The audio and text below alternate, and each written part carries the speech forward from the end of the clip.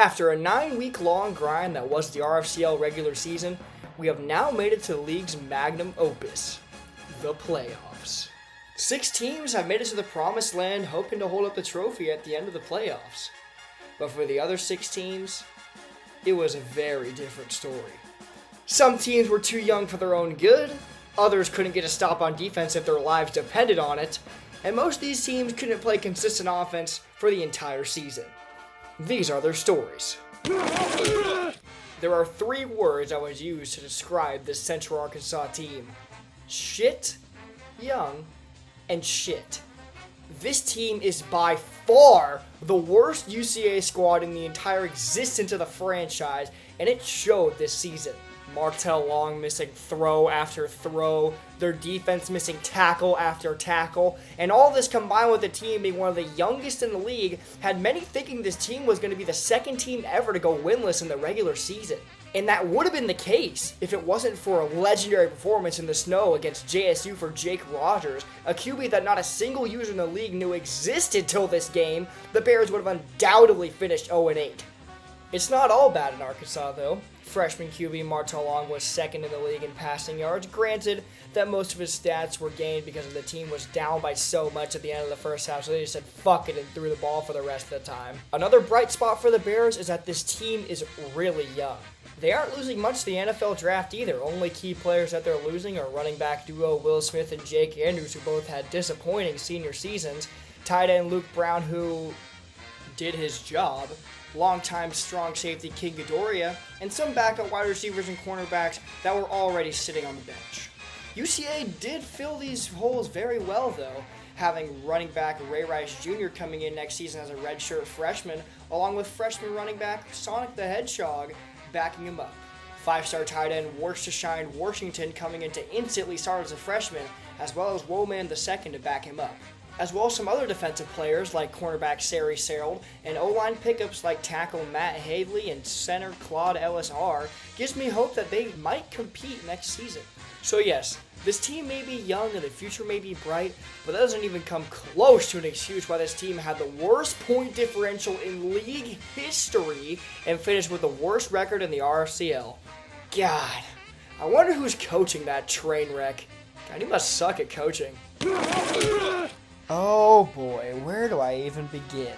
What was a promising young Montana squad entering Season 5 with new head coach of the Grizz, Coach Kepler, things seemed bright for Montana even if they are a really young team. No one is expecting them to actually compete, right? Wait. This team came out and started 2-0 in dominant fashion? Maybe I was wrong. And y'all proceeded to lose 6 straight. Classic Montana. Season 5 was pretty rough for the Grizz. Despite their hot start in the first 2 games of the season, they ended up having the second worst record in the league and struggled with redshirt sophomore QB Josh Allen taking most of the snaps. They did also have freshman QB Uncle Rico come in for some of these games when Josh Allen was struggling, but it ultimately did not affect the outcome of their games. Some key losses for the Grizz include longtime receivers Braden Tharp and Caleb Lynch, and some other hits on the defensive side include right end Damon Allen and defensive tackle Darrell Williams. Not very many key losses on this team. Like I said, this team is very young, probably the youngest in the league. Despite the down season, Montana had some pretty good replacements for their losses.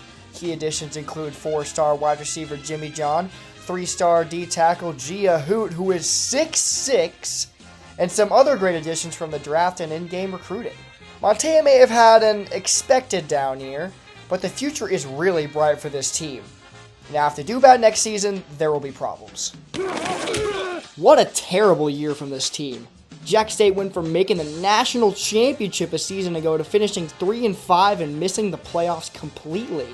To say this was a down year for the Cox would be a complete understatement. And unlike the last 2 teams I've talked about, this team is not young at all. Jack State is going to be worse in about 6 positions next year, and while some might be a slight drop in quality, there are some positions that are extremely worse next season.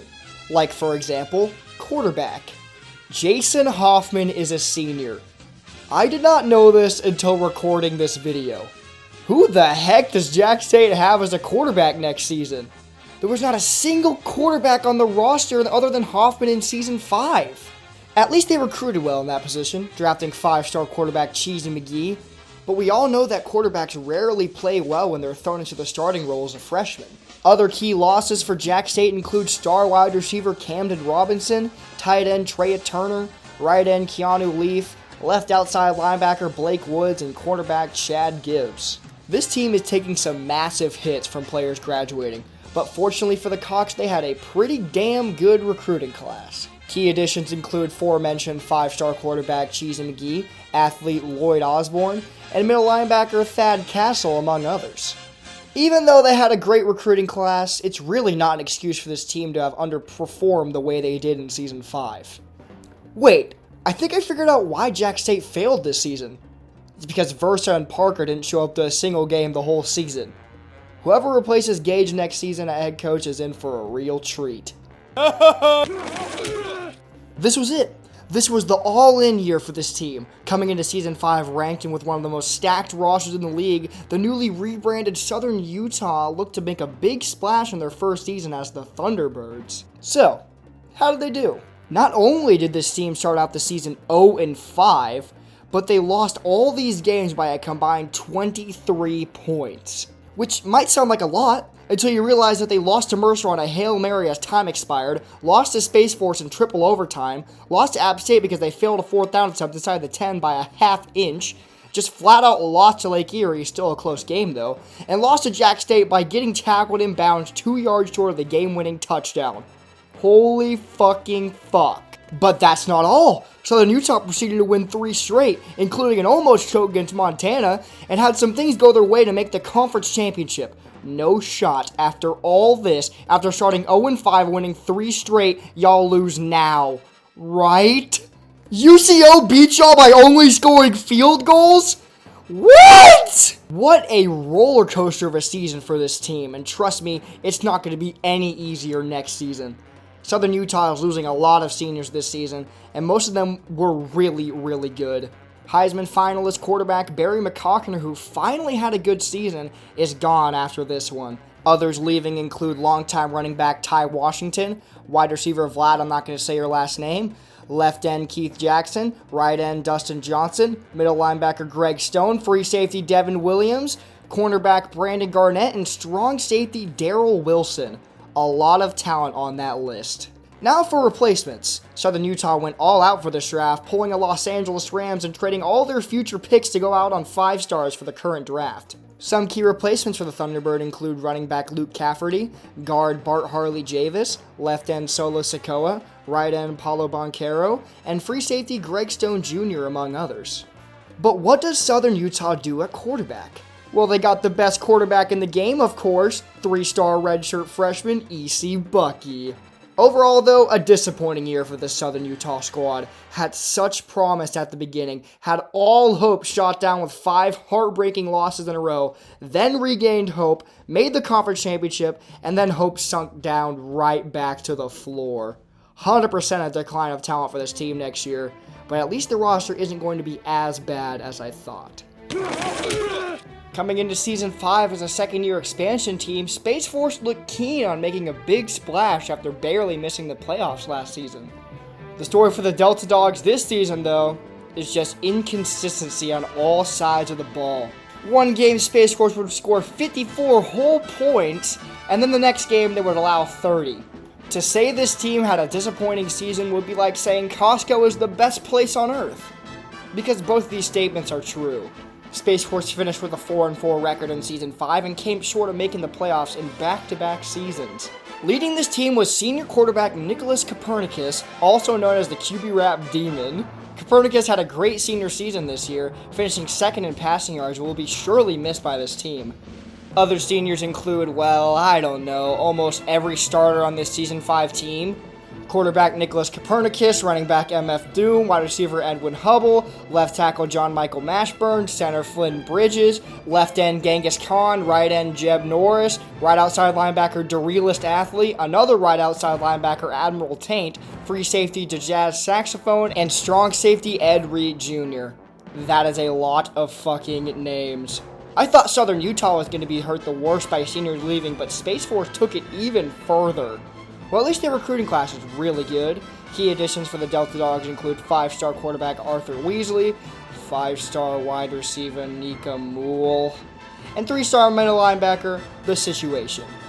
Even with a pretty good recruiting class, I still think Space Force is going to take a step back next season, and this coaching staff is going to have to work really hard in the offseason if they don't want next season to end up like their first two.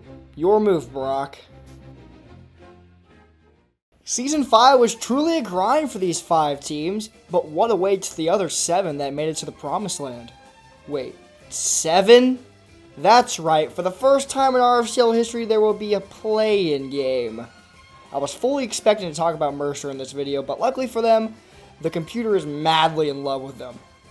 The play-in game will be played this Wednesday at 8:30 p.m. Central Time, and it will be live streamed on this channel you are watching right now. So make sure to tune into the playoffs because it'll surely be one for the ages. If UCO wins Natty again, I swear to God!